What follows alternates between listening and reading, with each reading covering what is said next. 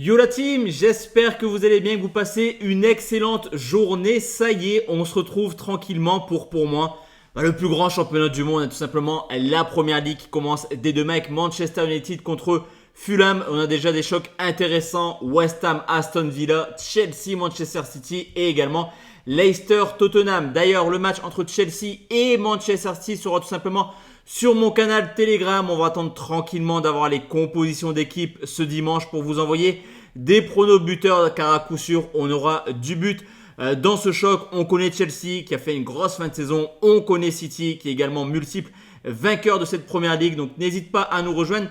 Le lien de mon canal est tout simplement juste en dessous, et dessus, je pense qu'il y a quand même des cotes très intéressantes à aller chercher. On est plus de 35 000 membres sur le canal Telegram. Alors j'insiste dessus également sur YouTube, vous allez voir tous mes avis, c'est la première journée, attention, on n'a pas forcément un gros historique à analyser, donc attendons un petit peu au fur et à mesure de la saison. Par contre, comme je te l'ai dit, mes tickets perso seront sur Telegram. On commence avec Manchester United qui reçoit Fulham, 8e l'an passé. Manchester a encore une fois été décevant, c'est vrai que depuis l'ère Alex Ferguson, il n'y a pas grand chose du côté de Manchester qui encore une fois cet été a fait pas mal de recrutements, surtout défensivement avec l'arrivée de De Ligt, de Mazraoui, mais également de Yoro pour plus de 60 millions d'euros d'une équipe de Manchester qui va se réinventer un petit peu, on va dire, cette année. Mais attention, parce que United n'était pas forcément très serein l'an passé à domicile, et cette équipe de Fulham, c'est une équipe qui a su embêter les cadors de Première Ligue en marquant régulièrement des buts. On peut également parler d'automatisme côté de Manchester avec cette nouvelle défense. Ça va prendre petit à petit, ça va prendre du temps à coup sûr. Donc sur ce coup, je pense quand même qu'il y a la possibilité de voir quelques buts, et je vais prendre les deux marques à 1,50. On enchaîne avec Ipswich qui reçoit Liverpool, première saison sans Jürgen Klopp. Là aussi une équipe qui va se réinventer cette année, un petit peu comme Brighton aussi. On en parlera par la suite. Donc une équipe de Liverpool qui n'a pas fait trop de changements, mais qui va devoir s'adapter à une nouvelle tactique, on va dire, des nouvelles consignes pour ce club de Liverpool qui pour moi ne sera pas du tout candidat au titre. Je pense quand même qu'une place dans le top 4 c'est jouable, mais pas mieux à mon goût. Attention quand même, ce premier déplacement peu évident du côté de Ipswich qui a validé 2 montées de suite et qui l'an passé avait fait une très très belle saison à domicile en Championship avec seulement une petite défaite. Ça sent clairement le traquenard pour ce début de saison, surtout que la cote de Liverpool elle est 1,33. Vous me connaissez, on ne prendra pas ce genre de cote ici.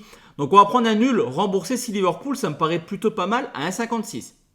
Arsenal contre Wolverhampton. Là par contre, au contraire de Liverpool et de Manchester, pour moi Arsenal est clairement un candidat au titre. Deuxième saison de suite où il termine deuxième, à 5 points de City il y a 2 ans, à 2 points l'an passé. Tout porte à croire qu'Arsenal est largement capable d'aller chercher le titre cette année, surtout que là par contre on mise sur la continuité, très peu d'arrivées, très peu de départs.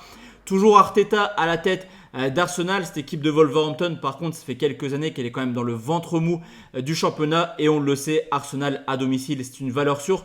Cependant, les rencontres entre Arsenal et Wolverhampton sont souvent serrées, même si Arsenal s'impose régulièrement. C'est également le début de saison, on n'aura pas 5-6 buts du côté de l'Emirates, c'est une certitude. Donc je vais prendre la victoire des Gunners et moins de 4,5 buts à 1,59. Là aussi, ça me paraît assez pas mal. Everton contre Brighton, je te l'avais dit, il n'y a plus Klopp du côté de Liverpool, mais il n'y a plus de Zerbi également du côté de Brighton. Là aussi, c'est une équipe qui va devoir se réinventer, car comme Liverpool, il y a eu très peu d'arrivées et très peu de départs, donc quasiment le même 11 que l'an passé. De son côté, Everton a fini très bien la saison à domicile avec 5 victoires de suite et aucun but encaissé. D'ailleurs, à domicile, Everton n'a encaissé que 18 buts malgré une très mauvaise saison. C'est quand même une belle performance pour les Toffees, et pour moi le match pourrait être plutôt serré, donc on va prendre un nul remboursé si Everton c'est coté à 2. Là aussi c'est pas mal. Newcastle contre Southampton. Newcastle qui là aussi est coté à 1,35 comme Liverpool du côté de Ipswich. Tu l'auras compris, c'est une cote qui est assez faible parce que ok, Newcastle a été assez performant sur les 2 dernières saisons, mais défensivement c'est quand même une équipe qui a encaissé énormément de buts. Il y a eu 85 buts marqués pour les Magpies, mais surtout 62 encaissés, surtout que Southampton surfera sur une belle dynamique, eux qui ont tranquillement terminé en tête de la Championship. Donc je les vois poser des problèmes quand même à Newcastle. On va prendre les deux marques à 1,52. Nottingham Forest contre Bournemouth, une équipe de Nottingham et de Bournemouth qui faisait partie des 2 équipes les plus prolifiques l'an passé du championnat. C'est vrai que c'était une première ligue qui était assez agréable avec une moyenne supérieure à 3 buts par match. Une équipe de Nottingham qui aurait dû descendre dans une année un peu classique. Mais là, forcément, Luton, Burnley et Sheffield ont été tellement catastrophiques qu'avec une moyenne de moins d'un point par match, Nottingham a quand même réussi l'exploit de se sauver. Donc forcément, pour Nottingham, il y a déjà pas urgence de points, c'est la première journée, mais en tout cas, il va falloir commencer fort pour essayer de vivre une saison un peu plus agréable que l'an passé.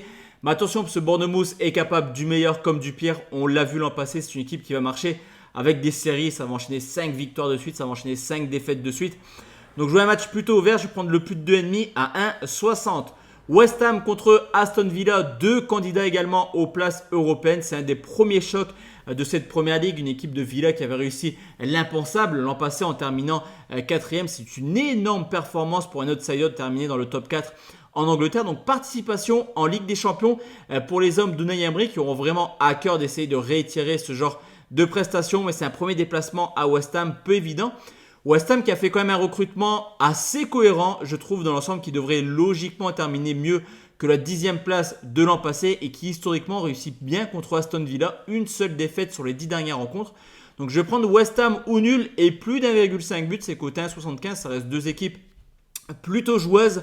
On enchaîne avec Brentford qui reçoit Crystal Palace. Là par contre, c'est deux équipes les moins prolifiques de l'an passé. C'est également le 16e qui affronte le 10e, une équipe de Crystal Palace qui va faire sans son trio offensif de l'an passé. Olise qui a rejoint le Bayern Munich, Mateta qui a joué les Jeux Olympiques, donc qui ne jouera pas à coup sûr contre Brentford, et Eze qui a seulement joué un bout de match amical dernièrement. Donc c'est quand même une équipe de Palace qui va être amoindrie offensivement, et on l'a vu également, Brentford c'est pas forcément l'équipe la plus à l'aise offensivement. Là sur ce coup je vais prendre un moins de 2,5 à 1,82, plutôt bien coté. Comme je te l'ai dit, Chelsea, Manchester City, ça va être en exclusivité sur mon groupe Telegram. Donc n'hésite pas à nous rejoindre. Le lien, il est juste en dessous. Il y aura un petit prono public ce dimanche, 1 heure avant la rencontre. Je vais vraiment attendre d'avoir les compositions d'équipe pour me placer sur cette rencontre où potentiellement on pourrait voir une surprise d'entrée de jeu. Et enfin, on termine avec Leicester qui reçoit Tottenham, un petit peu comme Saint-Étienne en Ligue 1. Ça me fait plaisir de retrouver Leicester du côté de la Première Ligue. On se souvient, il y a quelques années, ils avaient terminé champions. C'est une équipe qui a une vocation offensive plutôt plaisante. Du côté de Tottenham, c'est exactement pareil avec Postecoglou. C'est vrai que c'est un coach qui a changé un petit peu la façon de jouer de Tottenham. Cependant, défensivement, c'est toujours aussi catastrophique.